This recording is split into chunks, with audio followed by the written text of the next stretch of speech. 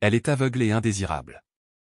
Son père l'avait considérée comme un fardeau depuis le début jusqu'au jour où il la vendit à un mystérieux millionnaire.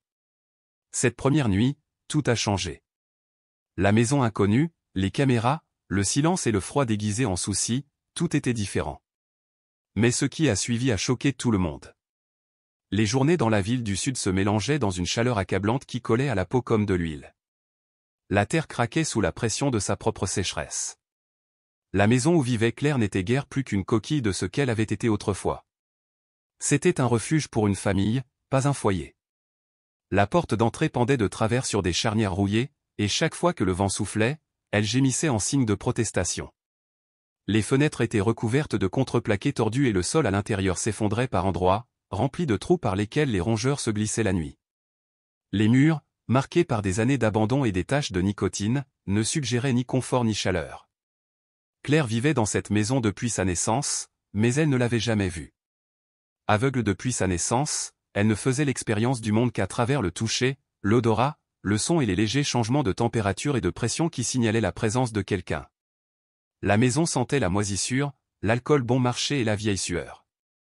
Elle pouvait sentir la tristesse dans le craquement sous ses pieds, dans le vent froid qui s'infiltrait à travers les fissures brisées par l'hiver, dans les silences cruels qui s'étendaient entre les rares accès de colère de son père. Son père, Gérald, avait été autrefois un homme fort, du moins c'est ce que disaient les voisins. Il avait travaillé dans le bâtiment quand il était jeune, construisant les maisons des autres, détruisant les murs et coulant les fondations. Désormais, il n'était plus que l'ombre de cet homme, un ivrogne amer qui passait la plupart de ses journées affalé sur une chaise usée. La télévision diffusait quelque chose de cruel ou de futile pendant qu'il aspirait la vie d'une cigarette.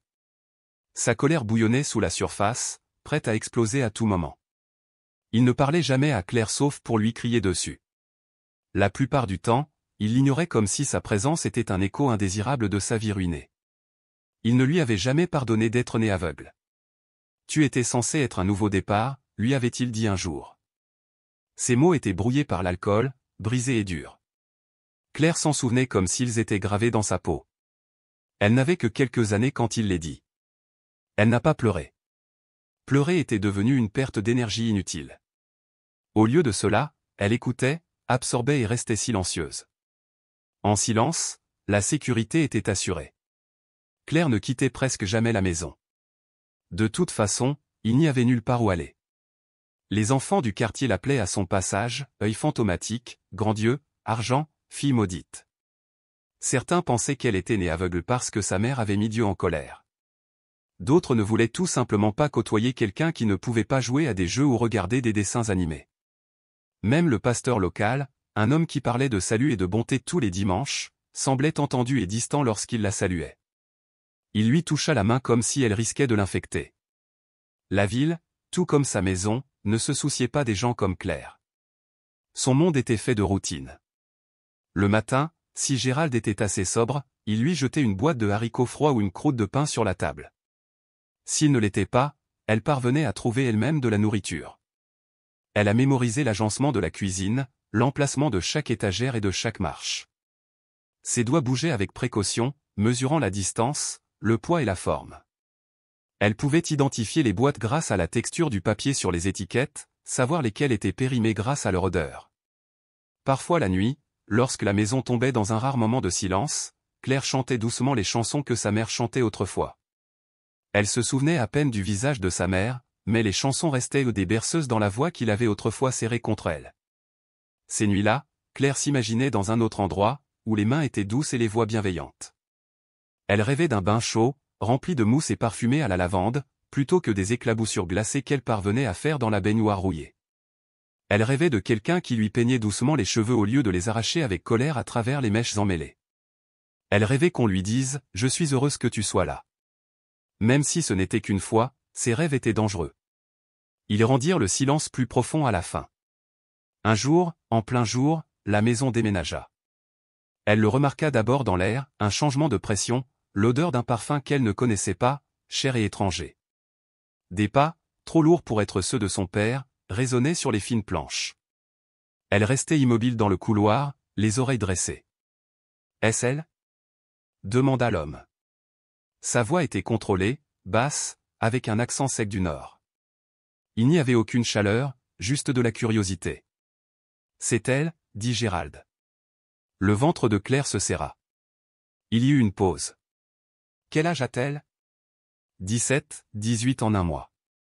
Une autre pause, puis un bruit, un clic, comme celui d'un cartable ou d'une boîte qui s'ouvre. Elle ne pouvait pas en être sûre.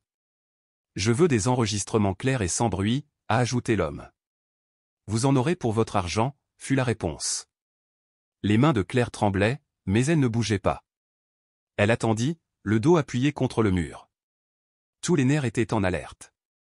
Elle n'avait aucune idée de ce qui se passait, mais elle savait au fond d'elle-même que quelque chose de terrible venait de commencer. Cette nuit-là, son père était inhabituellement calme. Il n'a pas crié, il n'a pas bu. Il lui a dit de prendre un bain et lui a donné une nouvelle robe, bon marché, grossière mais propre. Il lui coiffa les cheveux en marmonnant pour lui-même. Elle n'a pas dit, je ne pouvais pas. À l'aube, une voiture noire s'est arrêtée devant. L'homme lui prit la main fermement, sans brutalité, mais sans poser de questions, et la fit monter les escaliers. La terre sous ses pieds semblait étrangère. Elle n'a pas entendu son père dire « au revoir ». L'homme a ouvert la portière de la voiture. À l'intérieur, l'air était frais, les sièges moelleux.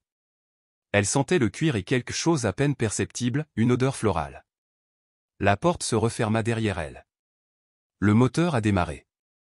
Elle n'a pas demandé où ils allaient. Cela n'avait pas d'importance.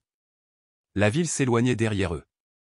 Alors que la route s'étendait sur des kilomètres, aucun d'eux ne disait rien, et elle restait silencieuse elle aussi. Le rugissement du moteur et le rythme soutenu des pneus l'enveloppaient dans un état de somnolence, d'attente anesthésiée. Finalement, la voiture a ralenti puis s'est arrêtée. Elle entendit les portes s'ouvrir puis le long chemin. Lorsque le moteur s'est arrêté, la porte à côté d'elle s'est ouverte. Elle sortit sur du gravier. L'air était plus frais, plus pur. Elle entendit le chant des oiseaux, sentit l'odeur de fleurs qu'elle ne pouvait nommer et l'herbe fraîchement coupée. La main sur son coude la guida vers l'avant. La surface sous ses pieds est passée du gravier à la pierre lisse, puis au carrelage. Le vent frais effleura sa peau lorsqu'ils entrèrent dans le bâtiment. Sont absorbés par l'espace. Pas de craquement, pas de gémissement, pas de voix hostiles, juste des pas doux et un bourdonnement mécanique lointain. Tout sentait stérile, comme un hôpital mélangé à un hôtel 5 étoiles. Elle a été emmenée dans une pièce et on lui a dit de s'asseoir. Un instant plus tard, deux femmes l'accueillent avec des voix douces et exercées qui sonnent comme une promesse de sécurité, l'équipe soignante, l'équipe médicale. On lui a dit qu'elle verrait bientôt Claire. Elle n'a pas demandé comment ni pourquoi. Elle a juste hoché la tête. Mais au fond d'elle, dans cette partie qui n'avait pas été touchée par le monde, une voix douce lui murmurait que quoi que ce soit, ce n'était pas un cadeau. C'était le début de quelque chose d'autre. Elle n'avait jamais marché sur un sol qui ne se plaignait pas sous ses pieds ou le sol de pierre lisse sous elle. Les semelles de Claire semblaient lisses, ce qui la terrifiait presque. Elle avança prudemment. Chaque pas était guidé par la main ferme et expérimentée de la femme à ses côtés. Il n'y avait pas de planches dentelées, pas de points faibles, trahissant des planches cassées, seulement du silence et de l'écho. Le lent silence n'était troublé que par le claquement sourd des talons de la femme et le bourdonnement lointain des véhicules au-delà des murs qu'elle ne pouvait pas voir. L'odeur du produit nettoyant au citron se mêlait à quelque chose de plus doux, peut-être du jasmin ou d'une fleur qu'elle n'avait jamais connue mais qu'elle avait instinctivement reconnue. Ils entrèrent dans la maison sans cérémonie, pas de salutation, pas d'explication, seulement un hochement de tête du conducteur et le sifflement des portes automatiques qui s'ouvraient pour l'entourer. La transition de la voiture à cet endroit s'est faite en douceur, comme si on passait d'une couche d'irréalité à une autre. La femme qui la guidait s'est présentée comme étant Camilla. Sa voix était douce, nette et professionnelle. Chaque syllabe était mesurée mais non sans douceur. Elle parlait avec un rythme qui semblait couler sans effort. « Tu seras à l'aise ici, Claire, dit-elle. Tout était organisé pour votre départ. » « Ne t'inquiète pas », a poursuivi Camille, mais Claire n'a pas répondu. Sa bouche était sèche, sa langue collée au palais comme si elle avait oublié comment former des mots. Camille ne semblait pas perturbée par le silence. Elle conduisit Claire dans un couloir qui sentait le désodorisant et le métal froid, puis dans une chambre lumineuse qu'elle devinait être la sienne. Claire fut doucement posée sur le lit, ses doigts effleurant les draps, si doux qu'ils ressemblaient à peine à du tissu. Une légère brise lui effleura le visage. L'air était frais, vif et contrôlé. « Nous allons commencer quelques évaluations aujourd'hui, a poursuivi Camille. Le docteur Richard viendra bientôt vous voir. Il est le meilleur dans son domaine. Votre opération est prévue pour demain matin. Le mot « opération » flottait dans l'air comme un fil inconnu. Claire a enfin trouvé sa voie. Quel type d'opération ? Réparer, répondit Camille d'une voix fluide. Nous travaillerons à restaurer votre vision. Je sais que c'est beaucoup, mais il y a de bonnes chances de succès. Vous serez bien soigné. Monsieur Mathieu a veillé à ce que vous receviez les soins les plus avancés. Le nom de Mathieu résonnait fort dans la bouche de Claire. L'homme-machine. Une voix qui parlait de son avenir comme on discuterait d'une transaction commerciale. Elle n'avait jamais entendu de chaleur dans sa voix, seulement du contrôle et de la précision. Chaque mot semblait parfaitement adapté à sa place, comme les engrenages d'une machine, trop polie pour se briser. « Est-ce vraiment nécessaire ?» demanda doucement Claire. Camille hésita un instant. « C'est ce qu'il y a de mieux pour toi. Après l'opération, tout va changer. Tu pourras enfin voir le monde. N'est-ce pas ce que tu as toujours voulu ?» Claire n'a pas répondu. Ses mains croisées sur ses genoux, tremblantes. Elle ne savait pas ce qu'elle voulait. L'idée de pouvoir regarder le ciel, le visage d'une personne, un livre ou son propre reflet a toujours été un mythe pour elle. C'était quelque chose dont les gens parlaient avec respect, mais elle n'avait jamais pu y toucher. Elle se dit que cela n'avait pas d'importance, que le monde qu'elle avait construit dans son imagination était suffisant. Mais désormais, cette possibilité n'était plus un rêve. C'était une réalité, une certitude placée devant elle comme un repas qu'elle n'avait jamais commandé. La femme l'a laissée seule pendant un moment. Claire resta immobile sur le lit, laissant ses mains explorer la surface autour d'elle. Tout était impeccable. Rien n'a été ébréché ou usé. La lampe près du lit avait un pied lisse et frais, en pierre ou en céramique. Le sol sous ses pieds était chaud. Elle se déplaçait avec précaution, explorant comme une souris dans une cage de verre, et découvrit que les murs n'avaient aucune texture, aucune fissure, rien à quoi s'accrocher au pas de fenêtre, seulement un ventilateur silencieux au-dessus d'elle. Elle n'a pas dormi cette nuit-là.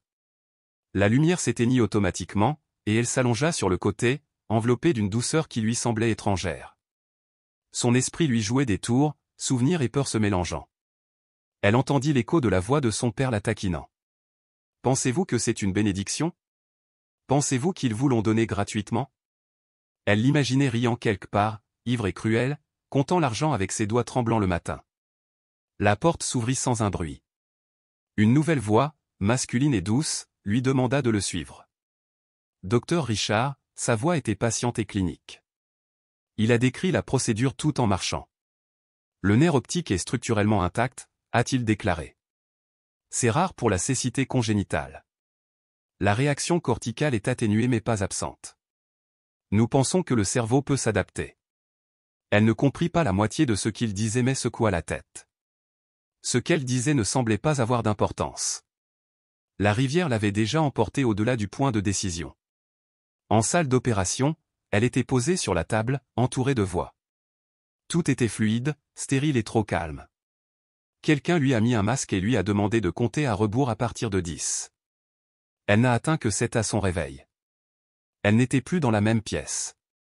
Elle le savait au toucher du drap, à la texture de l'oreiller, au rythme des éventails. Elle avait mal à la tête, ses yeux brûlaient sans douleur. Elle avait peur de les ouvrir. « Êtes-vous en sécurité ?» dit la voix de Camille. « Encore une fois, vous êtes aux soins intensifs. Reposez-vous. » Claire restait immobile. Le temps s'écoulait en fragments étranges. Elle a bu du bouillon, a dormi. Ses yeux étaient sensibles à la lumière, mais elle pouvait dire qu'il y en avait. Elle sentait du mouvement, des ombres peut-être ce qui la terrifiait. Le 3e jour, les bandages ont été retirés. Le docteur Richard parla doucement, la guidant. Ouvrons les yeux lentement. Ne vous précipitez pas, clignez simplement des yeux et laissez entrer la lumière. Elle l'a fait. Le monde est venu comme une tempête. Au début, tout était flou, les formes, les couleurs, les éclats de lumière se déplaçaient devant elle. Le plafond ressemblait à un ciel blanc. Elle soupira. Son cœur battait vite. Tout semblait trop rapide, il se passait trop de choses. « Est-ce que tu vas bien ?» Quelqu'un a demandé. Un visage s'approcha. Un homme aux yeux clairs et aux cheveux clairs. Vous êtes en sécurité, dit-il. Claire cligna des yeux. Le visage ne recula pas lentement, douloureusement. Les détails devenaient plus clairs. Des yeux bleus, de fines rides au coin, un sourire qui n'atteignait pas les yeux. Monsieur Mathieu était exactement comme elle l'imaginait et pas du tout. Froid, beau, lointain, une œuvre d'art, pas un homme. Maintenant tu peux me voir, dit-il. N'est-ce pas merveilleux? Elle ne savait pas quoi répondre. D'une manière ou d'une autre, elle a simplement hoché la tête. Sa gorge était à nouveau sèche, mais pas à cause de la peur, mais à cause de la conscience. Cet homme l'a achetée. Il avait payé pour la posséder, l'habiller, découper son corps et déplacer les morceaux jusqu'à ce qu'ils correspondent à sa vision. Et maintenant il se tenait devant elle, souriant comme s'il lui avait donné le soleil. Plus tard dans la soirée, elle a été autorisée à se promener dans les couloirs.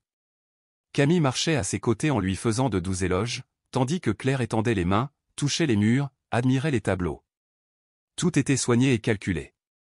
Même la disposition des chaises semblait orchestrée. Il n'y avait pas de miroir.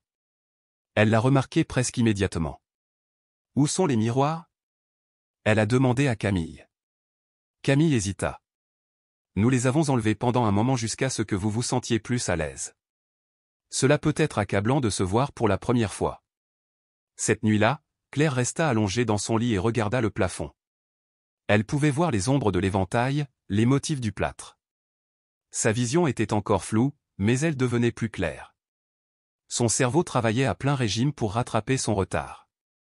Et pourtant, malgré toute la lumière qui l'entourait, ce silence, cette perfection, elle se sentait enfermée dans du verre.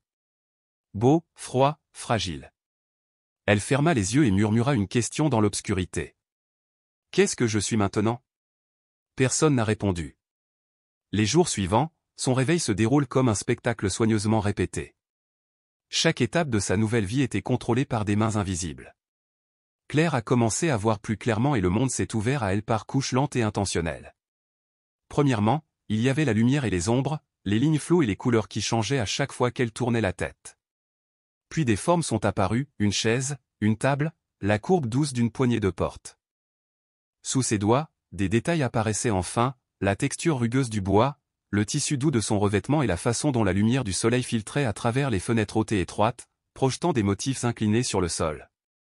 Ça devait être beau, ça a dû être merveilleux. Dans ces moments où elle était assise près des grandes fenêtres du salon principal, regardant les arbres se balancer au loin, ou lorsqu'elle tenait une tasse de thé et voyait la vapeur monter de la surface, c'était exactement comme ça. C'était des moments qu'elle avait cru, à un moment donné, appartenir à la vie des autres. Mais la beauté avait un prix, un poids qui pesait sur elle à chaque nouvelle vision. Elle devenait de plus en plus consciente de tout ce qui était hors de sa portée. Elle n'était jamais seule, même lorsque sa vue s'améliorait. Il y avait toujours quelqu'un près d'elle, qui l'observait, qui intervenait. Camille l'accompagnait dans ses promenades dans la maison, lui offrant des explications douces sur ce qu'elle voyait, à la manière d'un guide de musée. La cuisine, avec ses rangées de tables brillantes et ses étranges machines, lui était interdite. Les portes donnant sur l'extérieur étaient toujours verrouillées, même lorsque le jardin, juste derrière la vitre, était parfaitement entretenu.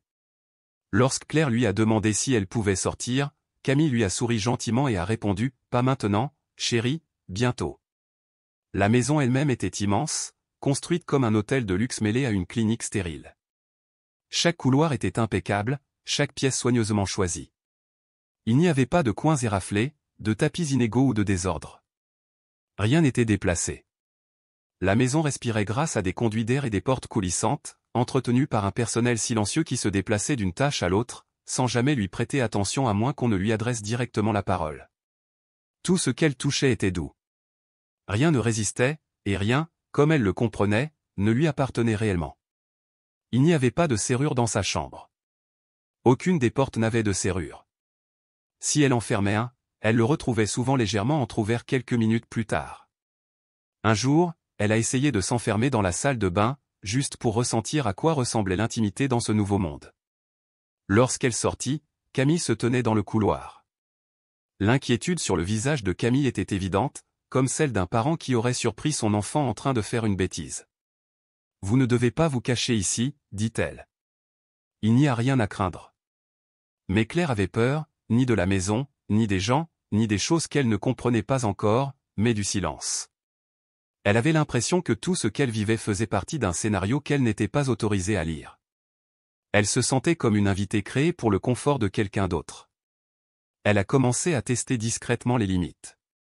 Un soir, après le dîner, elle entra dans un couloir où Camille lui avait dit d'éviter d'entrer.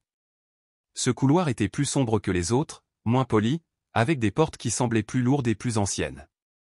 Avant qu'elle puisse explorer davantage, un homme en uniforme est apparu de nulle part et lui a demandé si elle avait besoin d'aide.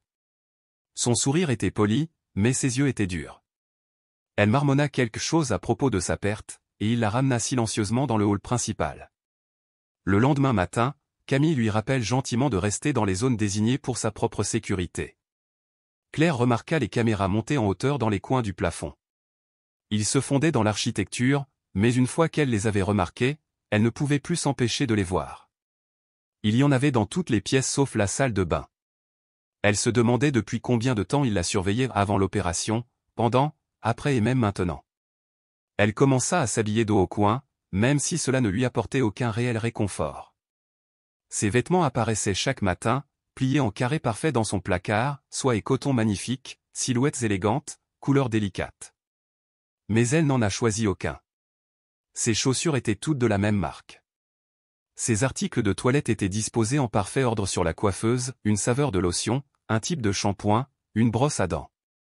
Tout était prédéterminé. Les miroirs ont fini par se manifester. Un matin, elle s'est réveillée et a vu un grand miroir fixé à l'intérieur de la porte de son armoire. Voir cela pour la première fois était plus déconcertant qu'elle ne l'avait imaginé. La jeune femme dans le miroir avait des pommettes sombres et polies et des yeux qui semblaient un peu différents. Un élève était plus étroit que l'autre.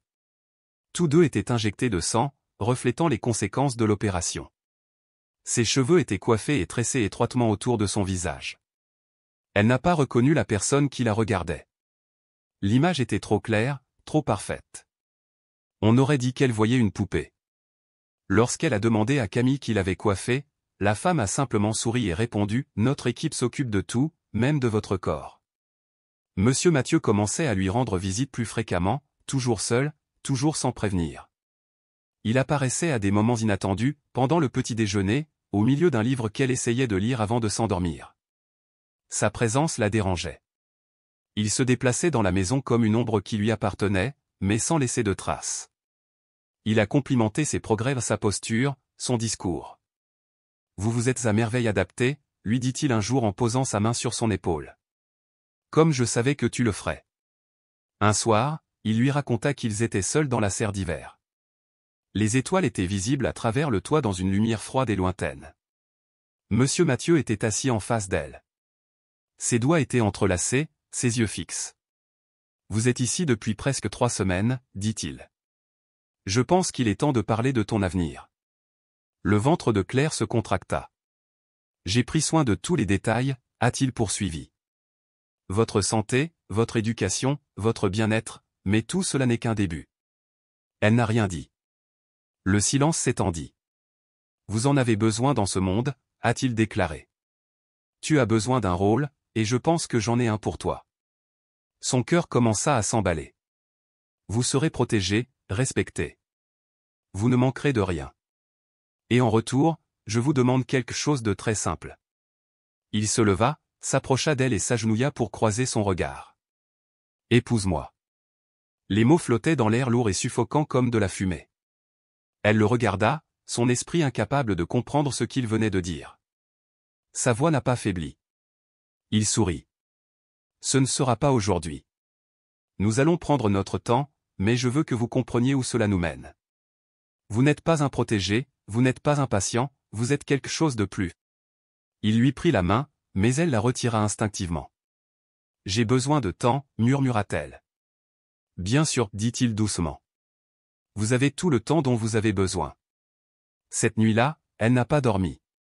Sa vision, bien que plus claire que jamais, ne parvenait pas à capturer les images qui tournaient dans sa tête, l'éclat de son sourire, les caméras omniprésentes, les portes closes. Elle s'assit près de la fenêtre, regardant la lune se déplacer à travers les branches de l'arbre qu'elle n'avait jamais pu toucher. Pour la première fois depuis l'opération, elle aurait souhaité redevenir aveugle. L'air était lourd le matin suivant la proposition de Monsieur Mathieu, même si le temps était clair et bleu à travers les hautes fenêtres vertes. La maison, comme toujours, était impeccable. Le silence dans ses couloirs était précis et délibéré, comme s'il était soigneusement entretenu comme la pelouse à l'extérieur. Pour Aïcha, quelque chose avait changé, quelque chose d'insaisissable et d'irréversible.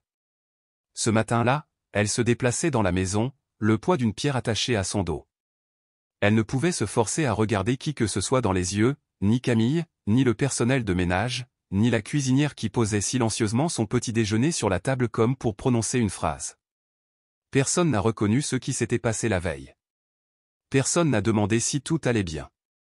Camille l'accueille avec son professionnalisme habituel et lui mentionne qu'une séance d'essayage est prévue dans l'après-midi, sans préciser ce qu'elle implique. Aïcha n'a pas demandé. Les heures suivantes se passèrent dans un brouillard d'irréalité. Aïcha avait l'impression de dériver dans la vie d'un autre. Les vêtements choisis pour elle ce matin-là, un chemisier rose pâle avec de délicates broderies et un pantalon crème, étaient plus adultes que tout ce qu'elle avait porté auparavant. Lorsqu'elle vit son reflet dans un grand miroir, elle ne reconnut presque pas la jeune femme bien coiffée qui la regardait. Son corps lui semblait étranger, sa posture aussi. Ses yeux étaient trop brillants. Elle avait le visage d'une personne sculptée et non surélevée. L'essayage a eu lieu dans une pièce ensoleillée dans laquelle elle n'était jamais entrée auparavant. Il était rempli de mannequins vêtus de tissu blanc, de présentoirs avec des robes enveloppées dans des films protecteurs et de 3 couturières aux expressions calmes et concentrées. Une 4e femme, qui se présenta comme Alice, désigna une petite plateforme au centre de la pièce et invita Aïcha à monter dessus. Aïcha était trop engourdie pour protester et obéit. Elle resta immobile tandis que la robe était placée sur elle, ajustée au tissu et mesurée à la taille et au bras.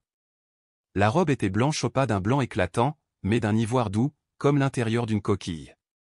Il brillait légèrement à la lumière. Elle regarda son reflet. Sa gorge se serra. La jeune femme dans le miroir ressemblait à une mariée. Elle était belle, mais Aïcha se sentait vide. Alice sourit et dit qu'elle était une vision. « Et moi » murmura Aïcha. De retour dans sa chambre, Aïcha s'assit sur le bord du lit et essaya de respirer à travers la panique qui montait dans sa poitrine. Elle avait 18 ans en 3 mois. Elle essayait une robe de mariée. Personne ne lui avait demandé si elle le voulait. Personne n'avait expliqué ce qui allait se passer ensuite. Ce n'était pas une conversation, c'était une décision prise sans elle. Ce n'était pas un cadeau, c'était une demande. Elle n'avait pas déjeuné. La nourriture avait été laissée sur le plateau près de la porte et récupérée intacte 1 heure plus tard. Personne n'en a parlé. Ish. Camille entra pour vérifier et mentionna presque nonchalamment que Monsieur Mathieu dînerait avec elle ce soir-là. Claire secoua la tête sans lever les yeux. Le dîner était servi dans la salle à manger orientale, un espace plus intime que la grande salle où elle avait dîné auparavant. La table était mise pour 2, des bougies vacillantes projetaient des ombres et de douces mélodies de piano étaient diffusées par des haut-parleurs cachés dans les murs. Monsieur Mathieu entra exactement à l'heure, vêtu d'un costume noir. Son attitude était toujours aussi retenue. Il la salua avec un sourire et tira lui-même sa chaise. Elle était assise rigide. « Je sais que c'est beaucoup », a-t-il déclaré après le retrait du premier plat. « Mais je veux que tu comprennes quelque chose. Claire, ce n'est pas une prison. C'est une maison. Tu n'es pas un prisonnier, tu es un élu. » Elle n'a pas répondu. « Je t'ai rendu la vue », a-t-il poursuivi. « Je t'ai donné le confort, la sécurité, la beauté, tout ce qui t'avait été refusé dans la vie. Je ne l'ai pas fait par pitié, mais parce que j'ai vu en toi la force, la grâce et le potentiel. » Claire regarda son assiette. La nourriture était soigneusement préparée mais restait intacte. « Je veux que tu sois près de moi, dit-il. Non pas parce que tu me dois quelque chose, mais parce que tu m'appartiens. » Elle leva les yeux vers les siens. Il n'y avait aucun ressentiment, aucune menace évidente, mais il n'y avait aucune place pour la désapprobation. Ces mots étaient doux comme du miel, mais ils tombaient sur ses épaules comme des chaînes. « J'ai besoin de plus de temps, répéta-t-elle. Vous l'aurez, a-t-il assuré. Mais comprenez que les roues sont déjà en mouvement. Le monde se prépare à notre union. Les annonces seront rédigées avec soin. Personne n'en doutera. Claire cligna lentement des yeux. Une annonce. Il secoua la tête. Les gens parleront. Ils parlent encore, mais ils ne verront que ce que nous leur montrons. Une histoire de rédemption, de transformation. Vous serez une source d'inspiration. Son estomac se tordit. Elle comprit alors qu'il ne voulait pas seulement sa présence, il voulait son image, son silence, son obéissance. Elle n'était pas une épouse, c'était une marque. Cette nuit-là, elle a pleuré dans le noir pour la première fois depuis des années. Elle laissa les larmes couler silencieusement et tremblantes, recroquevillée sous la couverture du lit qui semblait trop douce pour être réelle. Personne ne l'a entendue. Si quelqu'un l'a fait, il n'a rien dit. Les jours suivants se passèrent avec d'inévitables nausées. Il y a eu des appels avec des stylistes, des photographes, des planificateurs. Un consultant en garde-robe est venu la rencontrer et a parlé de couleurs et de palettes comme s'il discutait de conception de produits. Claire a été invitée à poser pour des portraits. Rien de formel, juste des moments naturels dans le jardin, la serre, la bibliothèque. Camille l'a rassurée sur le fait que tout cela faisait partie de la préparation et qu'elle lui serait reconnaissante plus tard lorsque le monde accepterait son histoire. Un matin, elle a vu un brouillon du communiqué de presse sur la tablette de Camille, laissé ouverte le temps qu'elle puisse le remarquer.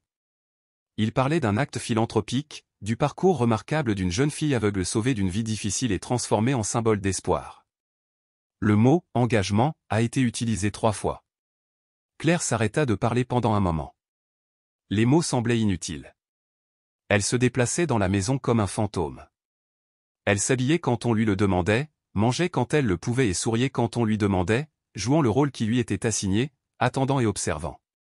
Le personnel la traitait différemment, non pas avec mépris, mais avec une nouvelle formalité, une politesse subtile, comme si elle n'était plus des leurs. Certains la regardaient avec pitié, d'autres évitaient tout contact visuel. Seul le jardinier, un homme calme nommé Marcus, qui parlait rarement, semblait inchangé. Elle l'a rencontré un jour près des buissons et a reçu un rapide signe de tête. Rien de plus. La date du mariage était fixée au printemps.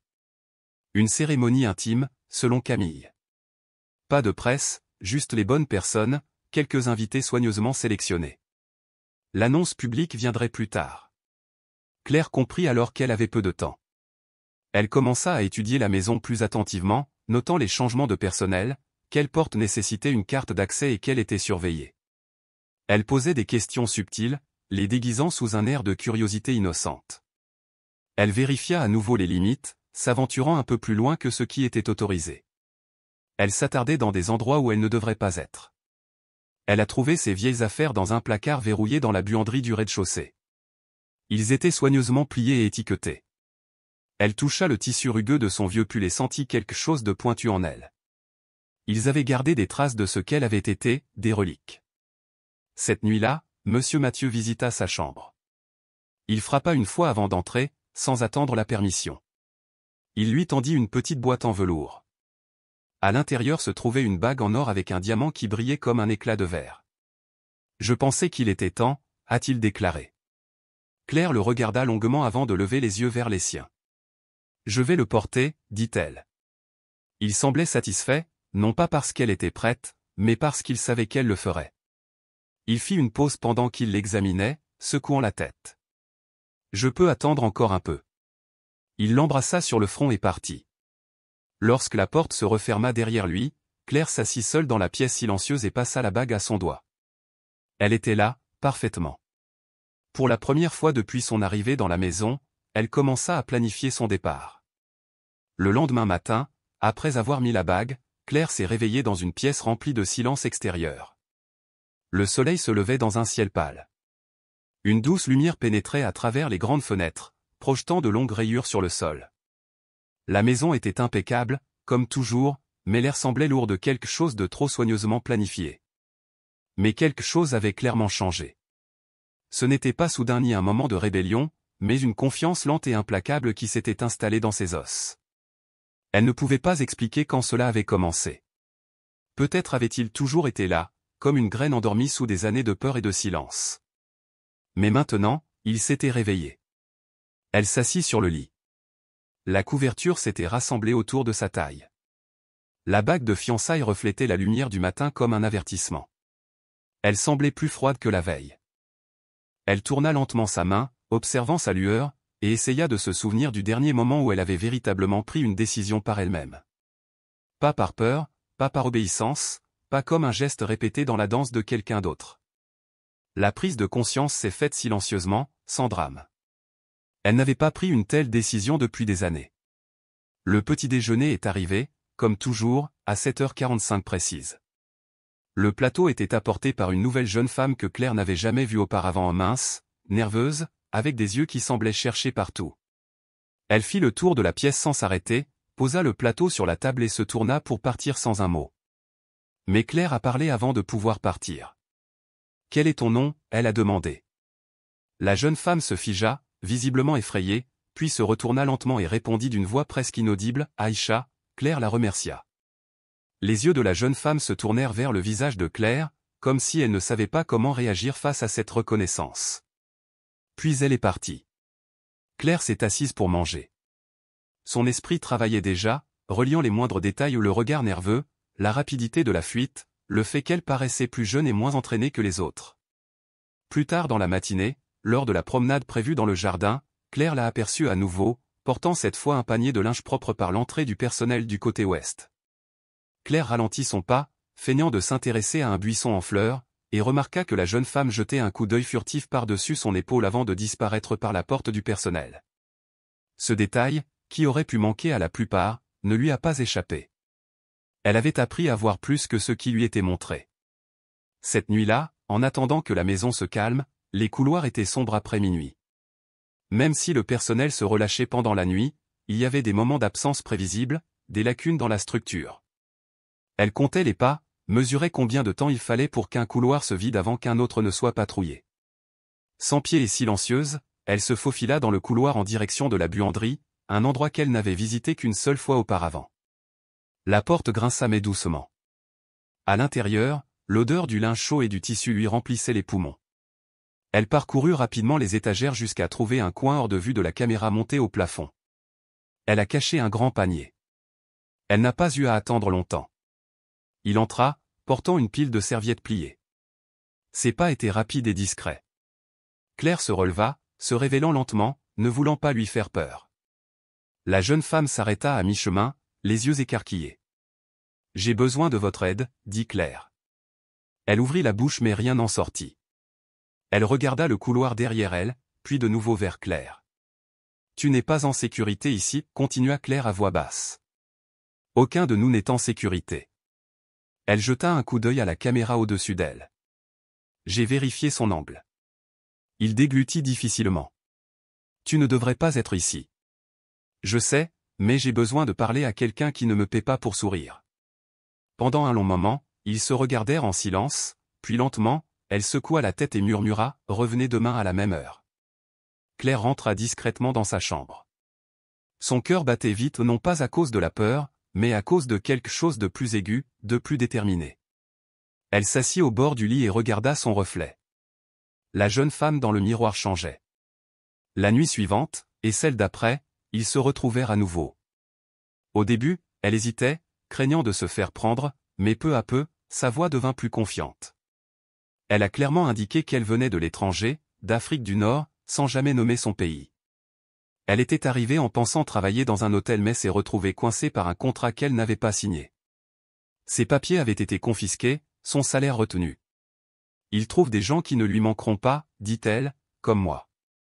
Au cours des semaines suivantes, Aïcha en apprend davantage sur les accords secrets signés par des gouvernements lointains, sur les sociétés écrans utilisées par Monsieur Mathieu pour transférer des personnes et de l'argent à d'autres filles, certaines déjà parties, d'autres restant derrière des portes qu'elle n'a jamais vues. Tout le monde n'a pas reçu de nouveaux yeux et des rideaux luxueux. Certains étaient invisibles, même à l'intérieur des murs du domaine.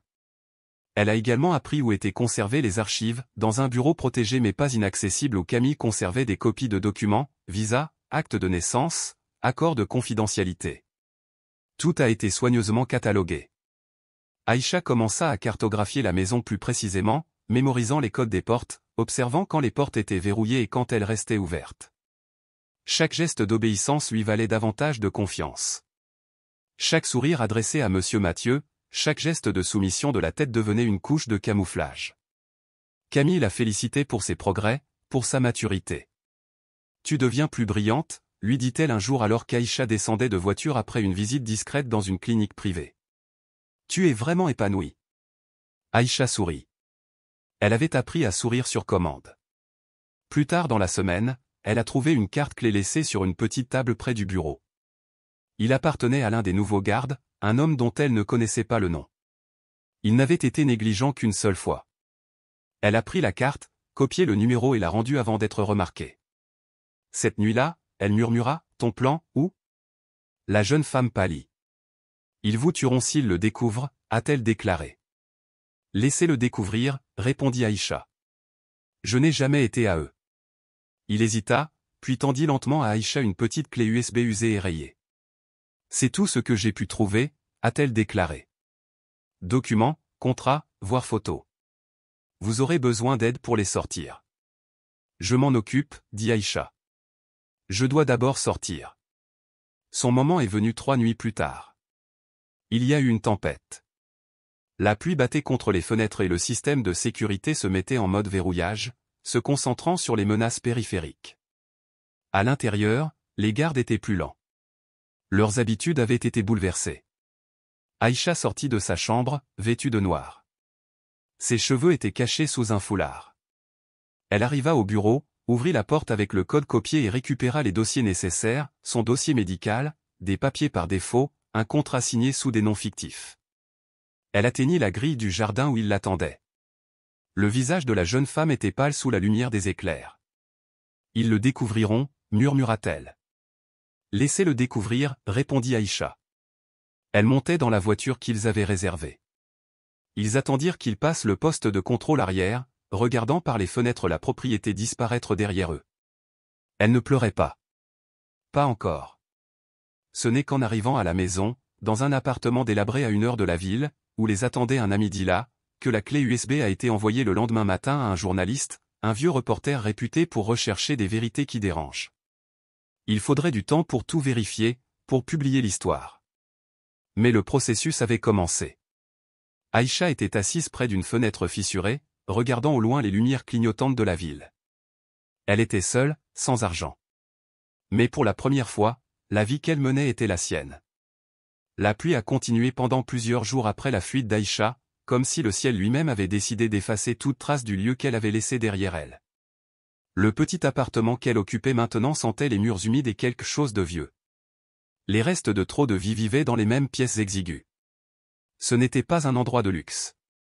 Il n'y avait pas de fauteuil en velours, pas de silence soigneusement cultivé, pas de sol en pierre polie. Mais le craquement du sol sous ses pieds était honnête. Le vent froid qui s'infiltrait sous la porte n'avait aucune méchanceté. L'eau qui sortait du robinet de la cuisine n'était pas filtrée, mais gratuite. C'était le premier endroit où elle mettait les pieds depuis des années, un endroit qui n'avait pas été choisi pour elle. L'appartement appartenait à Sorin, un ami d'Hila depuis ses premiers jours en ville. Il était d'âge moyen, mince, avec des yeux gentils et une cigarette toujours entre les doigts. Il n'a posé aucune question. Il a donné à Aïcha un canapé, une clé et son silence. C'était suffisant. Elle a passé ses 2 premières nuits à dormir dans des vêtements qu'elle n'avait pas choisis elle-même, trop fatiguée pour s'en soucier. Le 3e matin, elle s'est réveillée tôt, s'est lavé le visage à l'eau froide et s'est regardée dans le miroir fissuré au-dessus de l'évier. La jeune femme qui la regardait était plus mince que dans son souvenir. Ses yeux, bien que non plus aveugles, portaient l'ombre d'une autre sorte de douleur. La clé USB qu'il lui avait donnée gisait comme un fardeau dans sa poche. Elle l'a regardée pendant des heures avant de trouver le courage de l'envoyer. Elle a utilisé l'ancien ordinateur de Sorin, déconnecté de tout service en ligne, pour préparer les fichiers. Elle les a chiffrés avec un logiciel gratuit qu'elle comprenait à peine et a écrit un email avec les doigts tremblants. Elle l'a adressé à un seul destinataire, Rosalie Key, une journaliste d'investigation connue pour avoir dénoncé la corruption derrière des institutions scintillantes. Aïcha avait déjà vu son nom une fois dans la maison, alors que Camilla feuilletait des articles de presse et marmonnait. Encore cette femme, avait-elle dit, son irritation et sa peur se mêlant. Le message était court, sans contexte, juste des faits, je m'appelle Aïcha, j'ai été capturée. J'en ai la preuve. Si tu veux la vérité, appelle-moi. Elle alluma le téléphone jetable qu'elle avait acheté en espèces dans une station-service à la périphérie de la ville. La réponse est arrivée dans les 24 heures, appelez-moi maintenant. La voix de Rosalie était dure, pas en colère, mais aiguë, comme si elle venait de nombreuses années de tromperie. Elle posait des questions vite, trop vite au début, et Aïcha avait du mal à suivre. Mais très vite, Le rythme s'est stabilisé. Elle racontait tout, non pas d'un coup, mais par morceaux, comme si elle posait des éclats de verre sur la table, son enfance, sa cécité, comment Monsieur Mathieu avait caché un orage dans un coffret cadeau, la maison, l'opération, la robe, la bague, les appareils photo, le contrat. Elle s'attendait à des doutes, des hésitations, mais Rosalie restait silencieuse. Vous n'en avez aucune idée, a finalement déclaré le journaliste. Vous n'êtes pas le seul, mais vous pourriez être le premier à en avoir la preuve.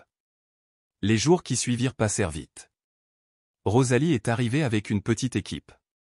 Ils se sont cachés dans un hôtel anonyme à la périphérie de la ville. Ils ont rencontré Aya sous des noms fictifs et des histoires fabriquées. Ils ont copié des fichiers, vérifié des dates, suivi des comptes offshore, analysé des photos et trouvé des schémas dans les mouvements d'argent. Les noms des filles disparurent dans le silence. À la fin de la semaine, le doute n'existait plus. L'article a été publié dimanche après-midi. Son titre était simple, à l'intérieur de l'Empire, la fille qui s'est enfuie. Le nom d'Aya n'a pas été mentionné au début, ni son visage n'a été montré. L'article décrivait le système en place, trafic d'êtres humains déguisés en philanthropie, manipulation des vides juridiques, opérations cosmétiques utilisées pour rebaptiser les victimes et engagements soigneusement orchestrés. L'article mentionnait nommément Monsieur Mathieu. La réaction a été immédiate. Les réseaux sociaux ont explosé. Les journalistes ont inondé son organisation d'appels téléphoniques. Les sponsors ont commencé à se retirer en quelques heures. Vers minuit, les gros titres des principaux journaux du pays étaient tous consacrés à la même histoire. Il y a eu des accusations d'attaques coordonnées se faisant passer pour un bienfaiteur incompris. Mais de plus en plus de voix s'élèvent. Des récits anonymes, des chuchotements, puis des noms des femmes plus âgées maintenant, certaines encore brisées, d'autres réparées. Ils racontaient des histoires similaires, trop similaires pour être des coïncidences. Les mots ont changé, mais le schéma est resté le même. Il les a trouvés alors qu'ils n'avaient rien, leur a tout donné, puis a pris ce qu'ils voulaient. Les autorités ont agi plus lentement.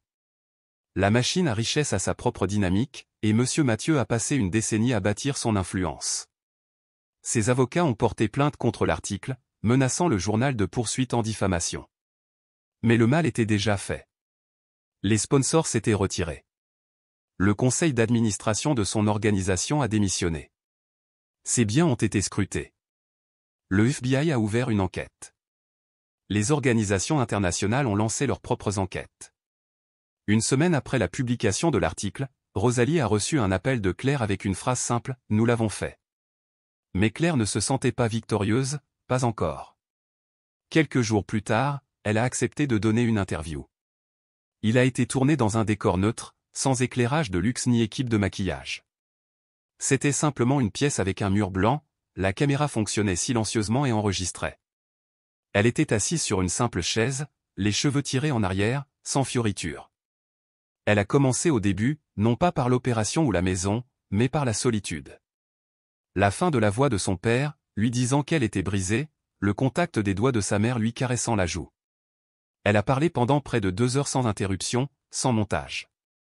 C'était simplement la vérité, exprimée avec une force que seuls ceux qui ont survécu au pire peuvent porter. Lorsque l'interview a été diffusée, Internet a de nouveau explosé. Son nom a fait la une des journaux pendant plusieurs jours. Certains louaient son courage, d'autres doutaient de ses motivations, d'autres encore lui envoyaient discrètement des messages de remerciement.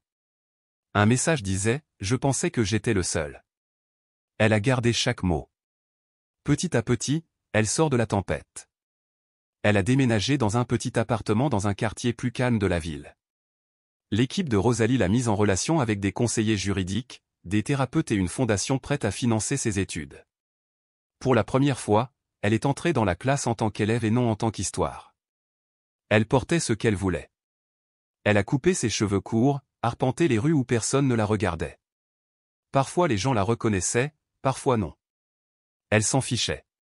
Un jour, en fin d'après-midi, alors qu'elle se promenait dans un parc juste avant le coucher du soleil, elle s'arrêta sur un banc et regarda le lac qui reflétait la lumière rose du soleil couchant. Au loin, un garçon faisait voler un cerf-volant. Un couple était assis tranquillement à proximité. Leurs mains étaient liées, les chiens aboyaient et quelqu'un riait. Elle ne pleura pas, mais elle ressentit un changement étrange et subtil dans son corps alors que le chagrin relâchait enfin son emprise. Elle était aveugle avant et longtemps après, enfermée dans l'illusion de la vision. Mais maintenant, assise dans la lumière et l'air ordinaire, elle voyait clairement, et c'était elle. Les saisons changeaient lentement dans la ville. L'été s'efface dignement, dessinant des lignes dorées sur les trottoirs avant de laisser la place à l'automne qui apporte un vent de fraîcheur. Les feuilles prenaient des tons ambrés et rouillés, et l'air était vif, encourageant Claire à marcher un peu plus vite, à serrer un peu plus son manteau. Des mois s'étaient écoulés depuis la publication de l'article, celui qui avait tout changé, depuis l'interview qui lui avait donné une voix qui portait bien au-delà de tout ce qu'elle avait connu. Et pourtant, malgré le tourbillon, l'attention, les interviews, les courriels, les discours et les invitations, Claire a fait quelque chose qui l'a surprise elle aussi. Elle s'en est allée, non pas par peur ou par honte, mais parce qu'elle savait que même la liberté, lorsqu'elle prend mille formes, peut devenir sa propre prison. Elle a loué un modeste appartement dans un quartier calme, grâce à l'accompagnement organisé par l'équipe juridique de Rosalie. Il y avait 3 pièces, de la peinture et des cahiers, un chauffage qui rugissait les matins froids et des fenêtres donnant sur une ruelle où les enfants jouaient avec des balles et des bâtons usés. Pour Claire, c'était parfait. C'était la sienne. Elle a commencé à fréquenter un collège communautaire sous un nouveau nom, non pas comme une déclaration, mais comme un bouclier. Cela lui apportait la paix, et c'était ce dont elle avait le plus besoin. Le nom qu'elle a choisi, Maya, était un nom que sa mère lui avait murmuré un jour, un nom qu'elle aurait donné à sa deuxième fille si l'occasion s'était présentée. Claire l'a gardé comme un trésor secret, non pas pour cacher qui elle était, mais pour protéger qui elle était en train de devenir. Les cours étaient étranges au début. Elle était assise au fond de la pièce, prenant des notes avec une écriture anguleuse, absorbant tout comme la terre sèche et la pluie. Elle se sentait en retard, mais pas brisée. Elle savait ce que c'était d'apprendre tard, de rattraper son retard dans un monde qui avait toujours progressé sans elle. L'intelligence et la compassion tranquille du professeur l'intéressaient particulièrement. Elle ne lui a jamais posé de questions sur le passé de Claire mais l'a toujours encouragée à parler, à écrire, à creuser plus profondément. Un jour, après les cours, le professeur lui tendit un petit livre, un recueil d'essais intitulé La Voix du silence. « Lis-le, lui dit-il. Vous n'êtes pas obligé d'être d'accord. Laissez-le simplement vous rencontrer. » Claire l'a lu ce soir-là, assise à la table de la cuisine avec une tasse de thé et la seule lampe qu'elle avait achetée dans une brocante. Les essais étaient incisifs, bruts et sans vergogne. Ils ont parlé d'identité, de silence, de résistance et de visibilité. Un passage s'est particulièrement démarqué. Nous ne sommes pas ce qui a été fait de nous. Nous sommes ce que nous choisissons de devenir. Après cela, elle l'a souligné au crayon. Puis elle a écrit cette phrase sur un post-it et l'a collée au-dessus de son bureau. En dehors des cours, elle a commencé à faire du bénévolat dans une petite organisation à but lucratif aidant les filles sortant d'une famille d'accueil institutionnel. Au début, elle ne leur a pas raconté son histoire. Elle venait simplement aider à trier les vêtements, à organiser les horaires, à préparer le thé pour les filles qui arrivaient et ne savaient pas où aller. Certains étaient plus jeunes qu'elle ne l'était lorsque tout avait commencé. D'autres étaient plus âgés, les yeux déjà fermés sur le monde. Elle s'y voyait, non pas telle qu'elle était dans la maison de Monsieur Mathieu, mais telle qu'elle était autrefois, durant les années du mur gris et des matins froids où le silence était son plus proche compagnon. Finalement, elle a raconté son histoire pas tout de suite, pas avec drame, mais suffisamment pour leur montrer qu'elle comprenait, qu'elle aussi avait été invisible, qu'on lui avait dit elle aussi qu'elle n'était pas digne de choisir. Ils écoutaient, et lorsqu'ils l'écoutaient, leurs expressions changeaient non pas par pitié, mais par reconnaissance. Grâce à l'une des filles, Chloé, une jeune de 17 ans aux yeux brillants et à la langue acérée, Claire avait pris la parole à l'université. Chloé a insisté, affirmant que les enseignants avaient besoin de savoir à quoi ressemblait le monde réel. Claire se tenait dans la pièce, vêtue d'un simple pull gris et d'un jean. Ses cheveux étaient désormais plus courts et ses boucles encadraient librement son visage. Elle n'avait apporté aucune note. Elle n'en avait pas besoin. Elle a parlé de systèmes qui prétendent être gentils, de gens qui portent la gentillesse comme une armure pour contrôler. Elle a parlé du pouvoir déguisé en amour, des voix perdues dans le silence et de ce que signifiait être vu seulement quand on souffre. Mais elle a aussi parlé de force, du fait que survivre n'est pas un miracle mais un processus. La liberté n'est pas donnée mais construite brique par brique, choix par choix, même lorsque vos mains tremblent constamment. Quand elle eut fini, la pièce resta silencieuse. Puis une main s'est levée. Une jeune femme à l'arrière a demandé « Comment avez-vous réappris à vous faire confiance ?» Claire fit une pause. Je n'ai pas appris, dit-elle. Pas tout de suite. J'ai fait de petits choix. J'ai écouté les parties de moi qui avaient été obligées de se taire pendant trop longtemps. Et quand j'avais tort, ce qui m'arrivait souvent, je me rappelais qu'il n'y avait rien de mal à ne pas être parfait. Il n'est pas nécessaire d'être parfait pour être libre. Les applaudissements ont commencé doucement, puis se sont intensifiés. Ce soir-là, elle rentra chez elle à pied dans l'air printanier. Les arbres ont commencé à fleurir. Les pétales fragiles s'ouvrirent vers le ciel. Un enfant passa devant elle sur le trottoir en riant. Derrière lui, une femme qui aurait pu être sa mère le suivait. Leur joie n'était pas bruyante. Cela n'exigeait pas d'attention, mais cela remplissait l'air comme de la musique. Elle s'est arrêtée au magasin du coin pour acheter du pain. La caissière, une adolescente avec des bagues ébréchées et du vernis à ongles, lui sourit et lui demanda comment s'était passée sa journée. C'était bien, répondit Claire. Et elle le pensait vraiment. De retour à la maison, elle posa son sac et prépara un dîner simple, lentilles, riz, légumes rôtis. Elle mangeait lentement, laissant chaque bouchée lui rappeler qu'elle était là, à ce moment précis. Puis elle s'assit à son bureau et ouvrit son cahier. Elle n'a pas écrit sur son passé, mais sur ses débuts, ses nouveaux personnages, ses nouvelles histoires n'ont pas des cages, mais des ascensions, de la curiosité, du vent à travers les fenêtres ouvertes. Elle leva les yeux vers l'autocollant toujours collé au mur. Nous ne sommes pas ce qui a été fait de nous. Nous sommes ce que nous choisissons de devenir. Puis elle regarda le miroir de l'autre côté de la pièce. Son reflet la regardait avec confiance. Ses yeux étaient clairs. Elle sourit parce que, pour la première fois de sa vie, elle ne cherchait à rien éviter. Elle vivait simplement. Et cette pensée, c'est ce que signifie voir.